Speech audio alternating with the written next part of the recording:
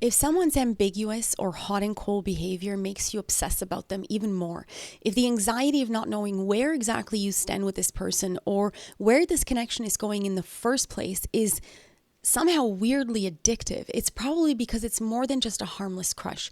You might be stuck in a dopamine loop of romantic obsession that's wired by your brain to chase. And this chase is not only not going to give you what you want, which is peace, but it will get more and more disruptive as time goes on and as its hold over you grows stronger. Hi, I'm Madalena, and this is You Reclaimed.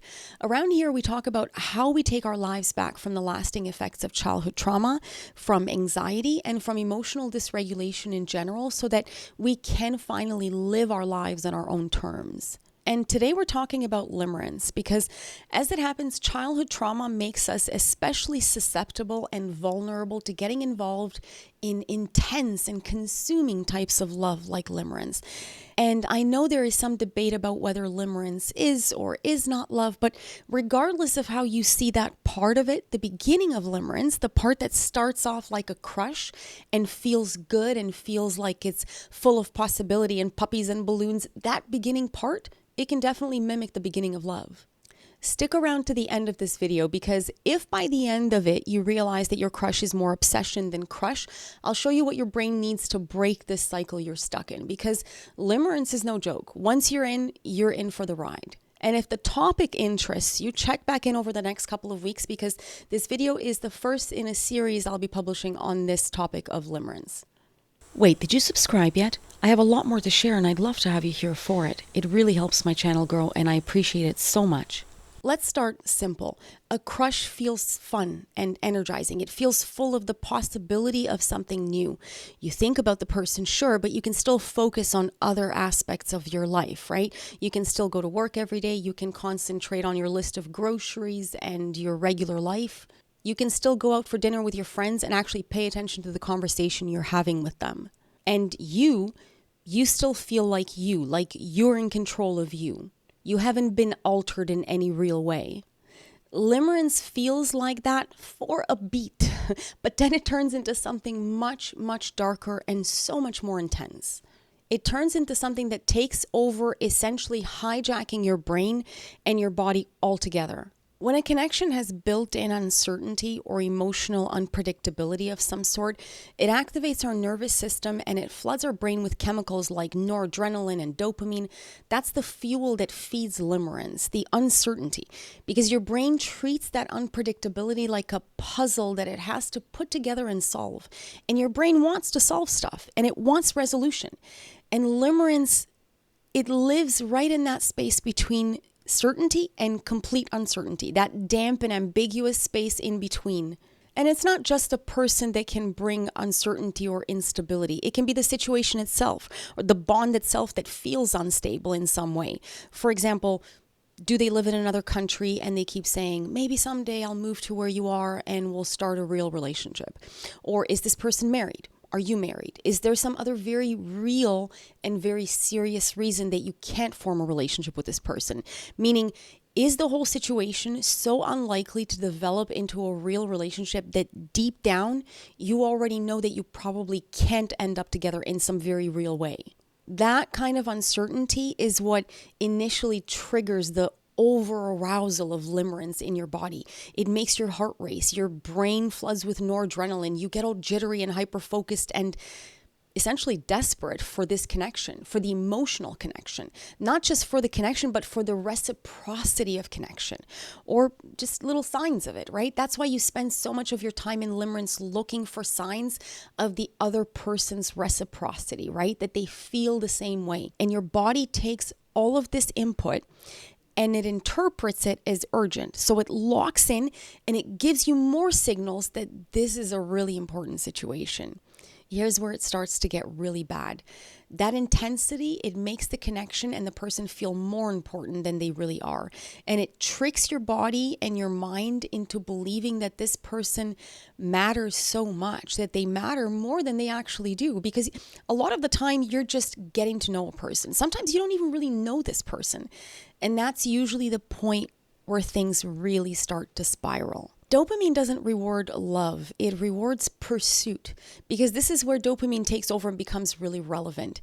Dopamine doesn't exactly give you pleasure, it gives you the motivation for you to pursue things that may end up in pleasure. So think of it like this. In limerence, when the person you want texts you back, messages you back, gives you some sort of emotional signal that they're really in it and they want you, they care about you, you get that emotional high, that rush of warmth and tingly and satisfying feeling that everything is okay and you're liked and you're appreciated by this person. That's endorphins or endocannabinoids at work. That's the reward of having a good interaction or of something positive actually taking place. But your urge to check your phone every 5 seconds, the constant scanning for their name, their call, their messages, that restless anticipation that builds up in you and becomes anxiety and inner turmoil that you feel all the time thinking about this person, that's dopamine. That's your brain saying, go find that feeling again. And even if the reward stops coming, dopamine lingers because now you're in this loop. So dopamine tells you to keep looking because you might get it again. And it's not asking whether you still like the reward. You can get to a point where you can disconnect those things altogether. The quality and the pleasure that you get in the actual reward and the chase for the reward can come apart. So the quality of what you get can start to go down and degrade substantially while you still keep chasing it. Dopamine just remembers that you wanted this thing once and now it won't shut the front door about it. So now you're not just interested in this person, you're literally physically hooked on them. You check your phone obsessively, you replay conversations, you fantasize about interactions in the future because you're chasing the next hit.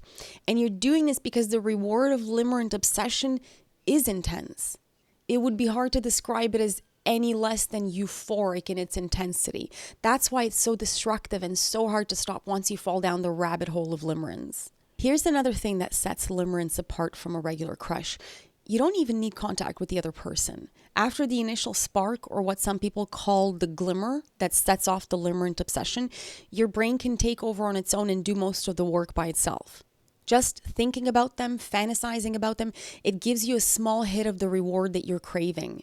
And once that pattern sets in, once it solidifies and it really starts to get going, you can keep fueling it sometimes for weeks, months, years, decades has happened because your body is flooded with dopamine. Every reminder of this person, it can be a song, a place, a random comment, they all become cues, and they're cues that send your brain right back into obsession. None of this happens because something is wrong with you or because you're crazy, but in truth, limerence does look a lot more like mania than it does a regular crush because your brain is stuck in a reinforcement loop all on its own. And it's being powered by intense forms of longing, by euphoric, intermittent, or unpredictable reward, and the desperate hope of relief through that reward. But the intermittent and the unpredictability of it, of the person or of the connection, that's what creates the worst kind of addiction.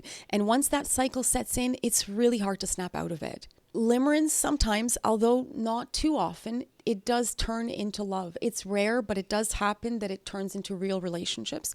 Sometimes it becomes a full-fledged normal relationship as you would think of it, that eventually cools off and it settles into something stable. And those of us who come from traumatic childhoods because we're more likely to form limerent bonds in the first place, we sometimes start relationships with limerence or with some degree of limerence. Other times, limerence just stays at the weird situationship kind of level or the trauma bond level because that emotional up and down is the perfect fuel for dopamine-driven the obsession of limerence, right?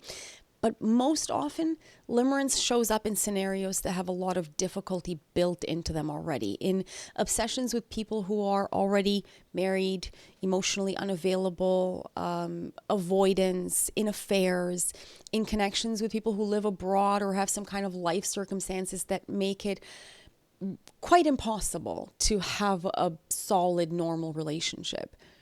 People who are from different religious backgrounds and who are therefore inaccessible for a real relationship for this reason. But in this cases, because you're actually able to bond with this person, whether you're bonding just emotionally or physically, because these are not just fantasy limerence obsessions, right? Like those could be with celebrities, with teachers, with mentors, which are also quite possible, right? But because in these scenarios, when you see people, talk to people, have sex with people, there's real bonding, there's sharing of moments, there's creating emotional or sexual intimacy.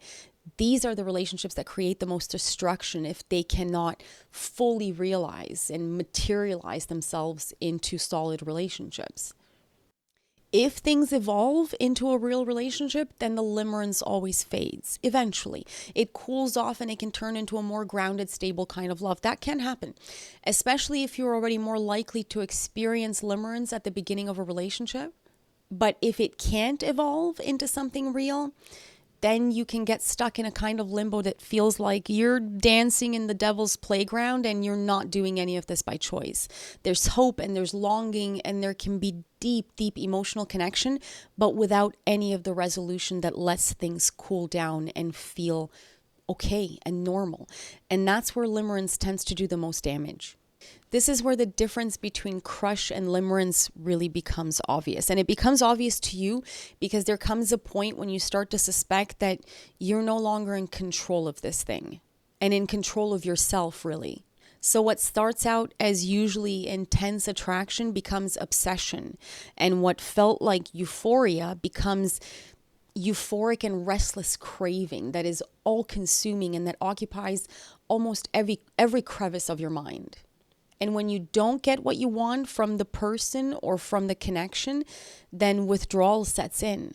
And normally when we talk about love scenarios where we're craving someone's attention and someone's love and affection, I would say that we're addicted to what our brain thinks that this person represents, right? Some sort of certainty and excitement or some sort of relief, right, of getting something from this person.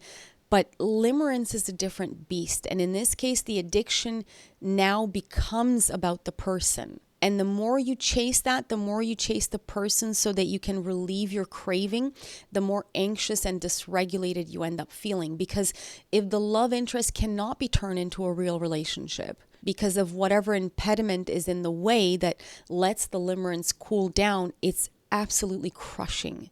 So how do you stop this? You have to stop chasing the relief, right? Which is easier said than done. But to get there, you have to interrupt the cycle of texts, fantasies, stalking, any kind of interaction you have with this person. And the best place to start is by regulating your nervous system and getting it to cool down before even attempting to move on, because moving on is very difficult in the bonding phase of limerence when you're right in the middle of it.